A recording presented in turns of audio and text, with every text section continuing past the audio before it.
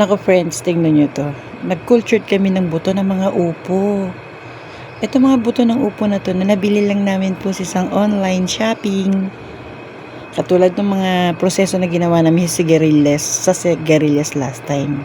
Ganyan po ang ginawa namin. Nilagay namin isang malinis na cloth.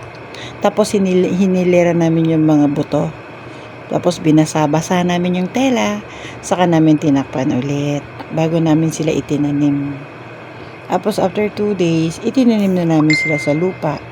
Ayan na.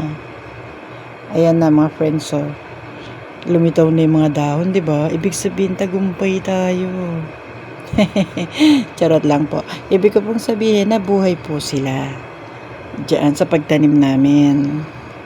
So ngayon, ayan po sila friends. So, di ba? Ngayon, 2 days after ulit, tinignan namin, ayan na, medyo malalaki na, umuusbong na ng maayos yung kanilang dahon, medyo lumalapad ng konti ang mga dahon. So, tumataas sila. Ginawa ng mister ko, nilagyan niya ng mga sticks sa bawat tabi ng mga tanim. Para temporarily, doon muna sila gagapang paakyat. At ayan friends, so, malalapad pala yung dahon nila, no? Ngayon, para pag-akyat nila, gagawa po tayo ng panibagong balag. Ayan sila friends. So, ito mga stick na to, paakyat dyan sila papunta sa balag. Ito yung mga stick na galing sa mga puno. Ayan, ayan po sila friends. Ayan.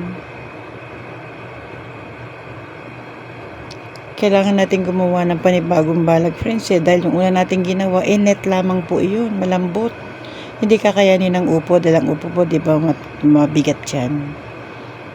A few minutes later. Ayan friends, papasok na ako sa bahay kasi medyo makulimlim na. Alam niyo po dito sa Cavite, ay teka lang po, may nakikita po ako. Ayun, wait lang po friends. Ayun. May nakita akong saging. Ayan po, may buwig ng saging. Dito po yung sabi ng... Oh my God! Wow! Ayan po, friends. Dito po yung sa tabi ng aming bahay. Maganda po dito sa amin sa Cavite. Tahimik lang, oh. Subdivision po ito.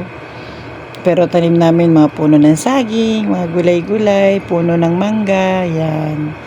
Ganyan kasi mga ibang lote rito. Ang mga may-ari nito nasa abroad na po nakatira. Well friends, hanggang dito na lang muna ako ha. Salamat sa pagtsatsaga sa panood na aking video. Thank you for watching. Bye!